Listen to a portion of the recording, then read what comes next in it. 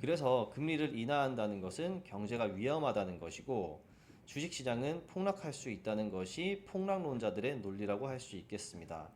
지금과는 조금 다른 양상이 전개될 수도 있는데요. 자료를 한번 보시면 1980년대에 코스피는 약 100포인트에서 1000으로 10배 정도가 상승을 하는데 반해서 미국 나스닥은 150 정도에서 450으로 3배 정도 상승하는데 그쳤고, 절대로 투자를 하지 않을 만한 업종인 조선과 금융업종에서 신고가를 쓰고 있죠.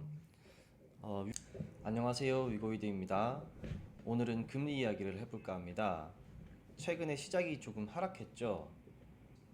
미국 대선의 불확실성과 9월 금리 인하 가능성이 커지면서 변동성이 확대되는 모습이었는데요. 시장에서는 금리 인하를 하게 되면 주식 시장에 폭락이 올 것이다 하는 이야기가 스물스물 나오고 있습니다. 기존에는 금리 인하는 유동성의 공급 신호이기 때문에 주식 시장에는 긍정적인 작용을 할 것이라는 의견이 많았는데요. 과연 왜 이런 이야기들이 나오는지 한번 알아보도록 하겠습니다. 일단 금리 정책이 가지는 의미에 대해서 한번 알아보도록 하겠습니다. 어, 일단 금리를 올린다는 것은, 금리 인상은 물가가 올랐다는 걸 뜻합니다. 물가 상승을 뜻하죠. 그런데 물가가 왜 올랐을까요?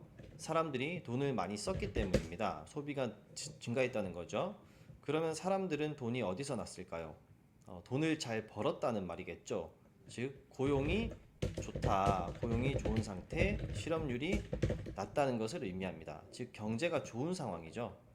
그래서 금리가 계속 오르고 있다는 이야기는 경제가 계속 좋은 상황이기 때문에 주식시장에 유리할 수가 있습니다. 그런데 고용이 좋지 않아도 정부에서 돈을 많이 풀어내면 유동성을 공급해주게 되면은 돈이 많아질 수도 있습니다. 그래서 경제는 별로 좋지 않아도 화폐 가치가 계속 하락하면서 물가가 오르고 금리를 인상할 수도 있습니다. 어쨌든 이 경우에도 주식시장에는 유리하다고 볼 수 있습니다. 그런데 지금 더 이상 금리를 올리지 않고 있죠. 그렇다는 이야기는 여전히 경제가 나쁘지는 않지만 사람들이 더 많은 돈을 쓰고 있지는 않다. 고용이 더 좋아지지는 않는다는 것을 뜻합니다. 자, 그럼 반대를 보면 금리를 인하한다는 것은 물가가 하락하기 시작했다는 것을 뜻하겠죠. 사람들이 돈이 없다는 겁니다. 왜 돈이 없을까요? 직장이 없으니까, 고용과 실업률이 나빠지기 때문입니다. 그래서 금리를 인하한다는 것은 경제가 위험하다는 것이고 주식시장은 폭락할 수 있다는 것이 폭락론자들의 논리라고 할 수 있겠습니다.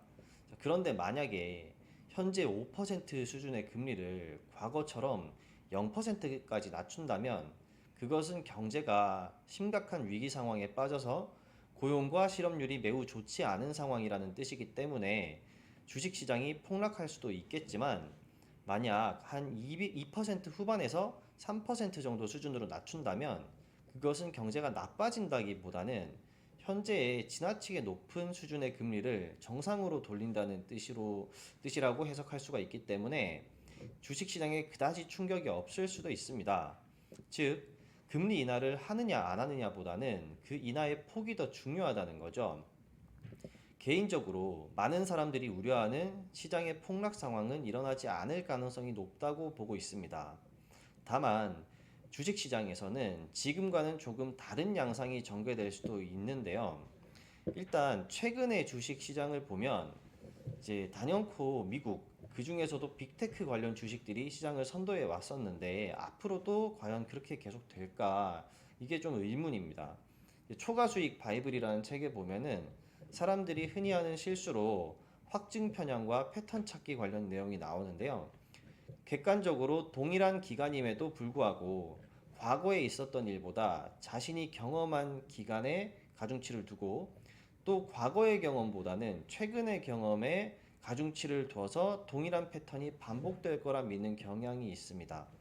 하지만 미국 나스닥이 항상 타 증시에 비해서 우월한 수익을 보였던 것은 아니거든요. 자료를 한번 보시면 1980년대에 코스피는 약 100포인트에서 1000으로 10배 정도가 상승을 하는데 반해서 미국 나스닥은 150 정도에서 450으로 3배 정도 상승하는데 그쳤고 2000년대에 보게 되면은 미국 나스닥은 2000년대 중반에 닷컴 버블 이후 서브프라임 이전까지 나스닥은 약 2.5배 정도 상승하는데 그친 반면 중국은 6배 정도 상승을 하였습니다. 미국 지수는 결과적으로 과거를 돌이켜보면 항상 좋은 편이었지만 매 순간 모든 시장을 압도했다고 보기는 어렵죠.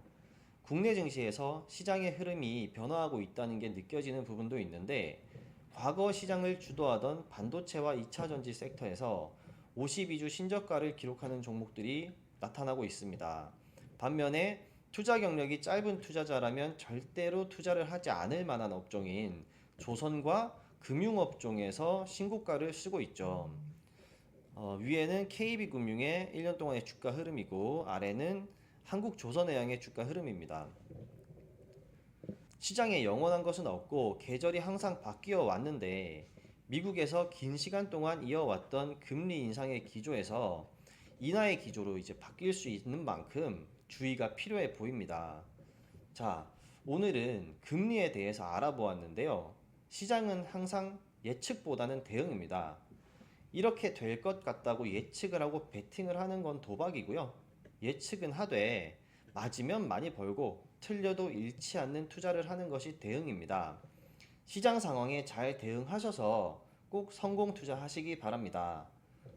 오늘도 영상을 잘 보셨다면 구독과 좋아요 꼭 부탁드리겠습니다. 저희 다 같이 위고위드 해요. 안녕.